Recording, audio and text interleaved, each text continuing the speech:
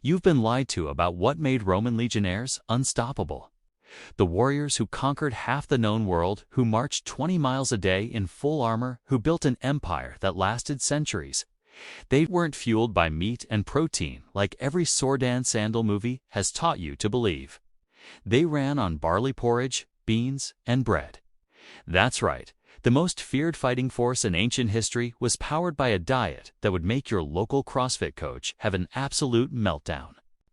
And here is the thing that makes this even more disturbing. Modern science is now proving they might have had it right all along, and we've been doing it completely backwards. Imagine you're standing in a Roman military camp somewhere along the Rhine frontier. It's dawn. 8,000 legionnaires are preparing for another grueling day of combat drills, road construction, and forced marches. You expect to see soldiers devouring massive slabs of roasted meat, pounding back protein shakes made from raw eggs, loading up on the kind of fuel we associate with elite warriors. But instead, what you witness is men hunched over communal cooking fires, stirring massive iron pots filled with a thick, grayish porridge called puls. It's made from ground barley or wheat, mixed with water, maybe some olive oil if they're lucky. Nearby, another group is gnawing on rock-hard bread that could double as a weapon. Someone's boiling lentils. There's cheese, sure, but meat. You scan the entire camp and find maybe 1 century out of 10 has managed to scrounge up some salted pork. And even then, it's being portioned out in amounts so small, it's basically a garnish.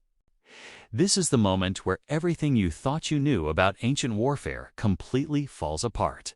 Because these men, subsisting on what most modern fitness influencers would call a košios seos, would call a starvation diet, are about to march 15 to 20 miles in full kit, construct a fortified camp from scratch, drill with weapons for hours, and be ready to fight a pitched battle at a moment's notice. They'll do this day after day, month after month, campaign season after campaign season. And they'll do it better than almost any military force in human history.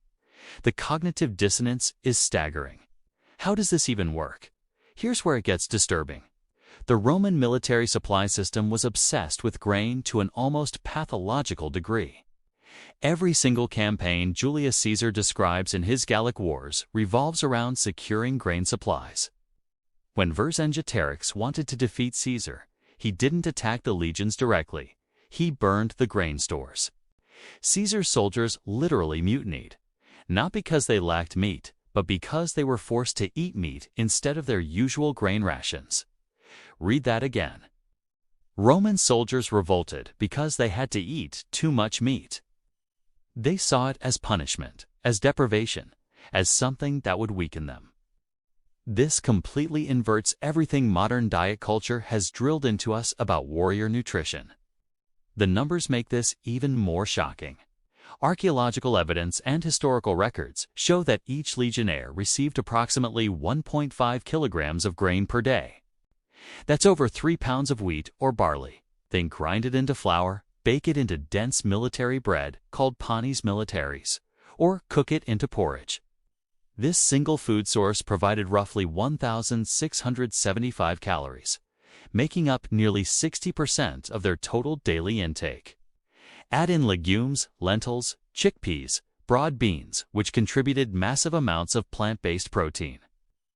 Throw in olive oil for calorie-dense fats, cheese when available, and vegetables foraged from the countryside. The total caloric load. Modern estimates put active legionnaires at somewhere between 3,000 and 5,000 calories per day, depending on whether they were on campaign or doing heavy engineering work. And here's what matters. 78% of those calories came from carbohydrates. But the real shock came when scientists started analyzing skeletal remains. Bone isotope analysis from Gladiator graveyards in Ephesus revealed something that shattered historical assumptions. These professional fighters, men whose literal job was peak physical performance in mortal combat, showed chemical signatures of a diet even more plant-based than regular Roman citizens. They were called hordeari by their contemporaries, a term that translates to barley-eaters, and it wasn't meant as a compliment. Barley was considered poor man's food, inferior to wheat. Gladiators deliberately consumed it in massive quantities. Why? 'Cause it worked.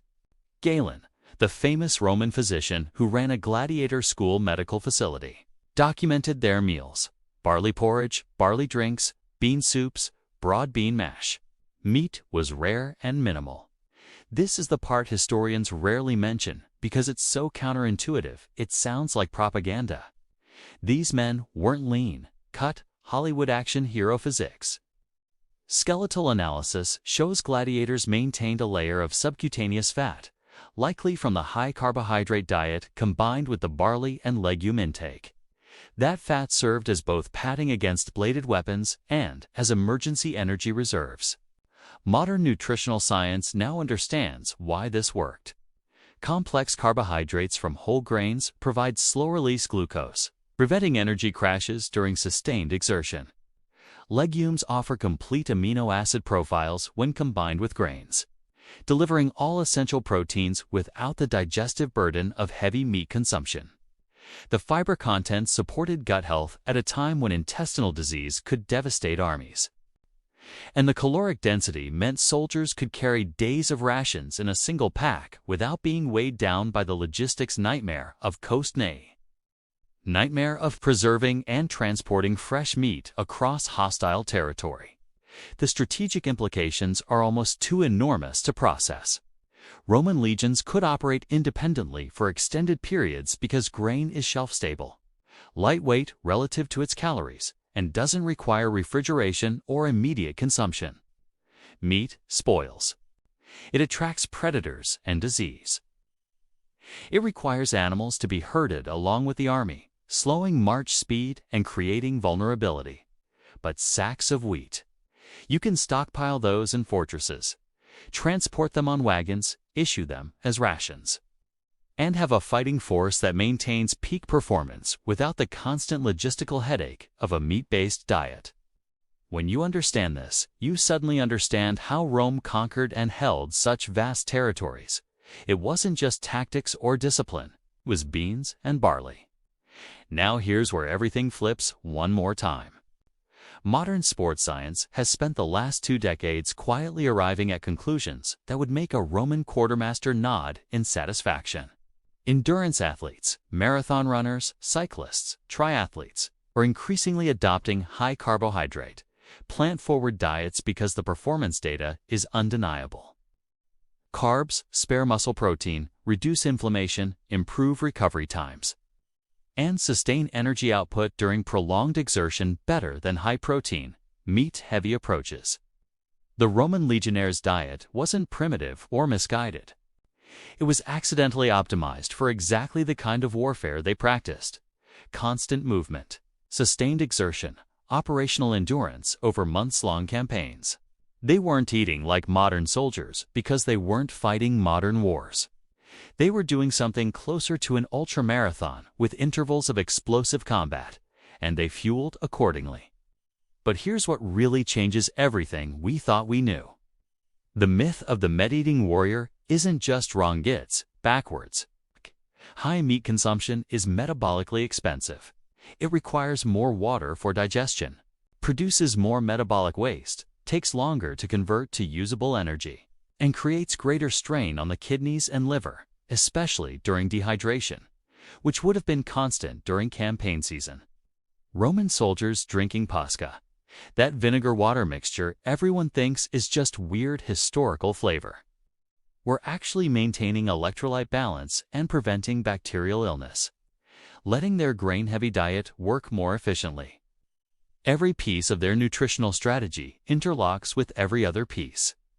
It's not accidental. It's not because they were too poor or primitive to eat meat. It's because the system worked better than the alternative. And here's the final, uncomfortable truth that nobody wants to say out loud.